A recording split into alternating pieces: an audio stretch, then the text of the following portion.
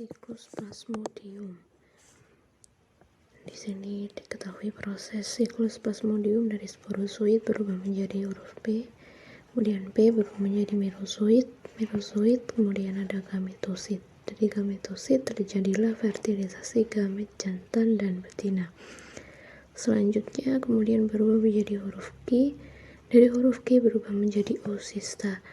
Oosista berubah lagi menjadi sporozoid. Berulang secara terus-menerus. Selanjutnya yang ditanyakan adalah huruf P dan I menunjukkan. Selanjutnya bagaimana cara kita menyelesaikan pertanyaan tersebut. Jadi yang pertama kita harus mengetahui karakteristik dari plasmodium beserta daur hidup dari plasmodium itu sendiri. Jadi di sini plasmodium merupakan anggota golongan sporozoa, yaitu protista yang tidak memiliki alat gerak khusus, sehingga hanya dapat bergerak mengubah-ubah posisi saja. Plasmodium ini bersifat parasit, baik pada hewan maupun manusia. Kalau pada manusia, plasmodium akan hidup dalam sel darah merah dan menyebabkan penyakit malaria. Daur hidup plasmodium sendiri dibagi menjadi dua. Kenapa dibagi menjadi dua? Karena plasmodium sendiri hidup dalam dua inang, yaitu pada tubuh nyamuk dan juga pada tubuh manusia. Nyamuk disebut dengan fase sporogoni, sedangkan pada tubuh manusia disebut dengan fase skizogoni. Selanjutnya akan kita bahas satu persatu daur hidup dari plasmodium dari fase sporogoni dan juga dari fase skizogoni. Untuk memudahkannya, coba perhatikan gambar berikut. Pertama, kita akan membahas tentang daur hidup plasmodium yang ada di dalam tubuh nyamuk.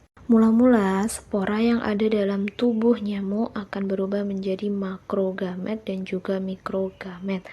Kedua gamet ini akan berubah menjadi okis. Kemudian okis akan berubah menjadi okinet. Setelah itu, okinet akan berubah menjadi zigot. Saat berubah menjadi zigot, ini mengalami proses penembusan. Jadi zigot menembus usus nyamuk. Selanjutnya, zigot akan berubah menjadi sporozoid. Sporozoid ini akan menuju ke kelenjar air liur. Setelah itu, sporozoid akan menghasilkan spora seksual dan berpindah ke manusia melalui gigitan nyamuk.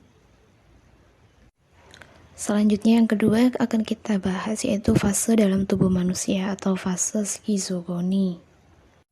Pada fase ini diawali dengan gigitan nyamuk, kemudian nyamuk membawa sporozoid. Sporozoid ini akan masuk ke dalam hati manusia, kemudian membelah menjadi merozoid.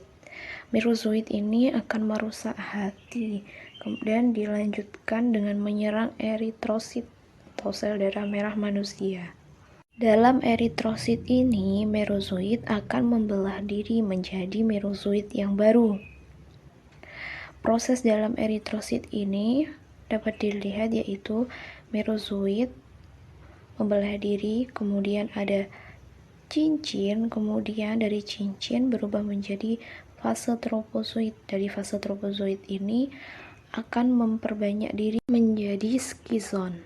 Merozoid yang masuk ke dalam eritrosit akan mengakibatkan banyak eritrosit yang rusak. Pada fase inilah terjadi demam pada tubuh manusia. Merozoid ini kemudian akan membentuk gametosit.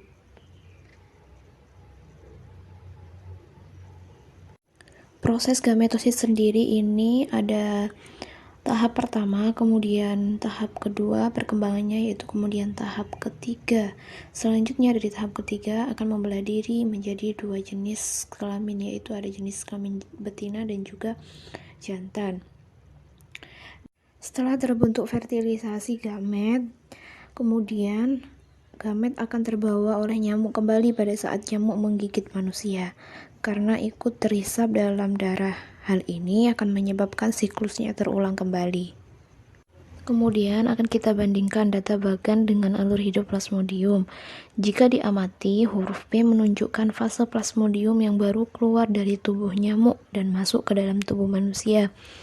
Mulai dari sporozoid yang keluar dari tubuh nyamuk atau masuk ke dalam tubuh manusia. Kemudian dilanjutkan dengan fase P.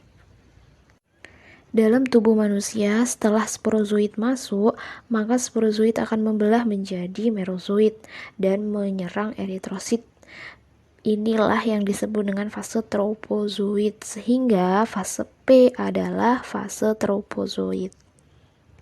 Selanjutnya, huruf Q adalah fase yang menunjukkan setelah terjadinya proses fertilisasi gamet jantan dan betina. Pada fase ini terjadi di dalam tubuh nyamuk dan membentuk ookinet. Sehingga fase Q adalah fase ookinet. Maka jawaban yang tepat adalah C.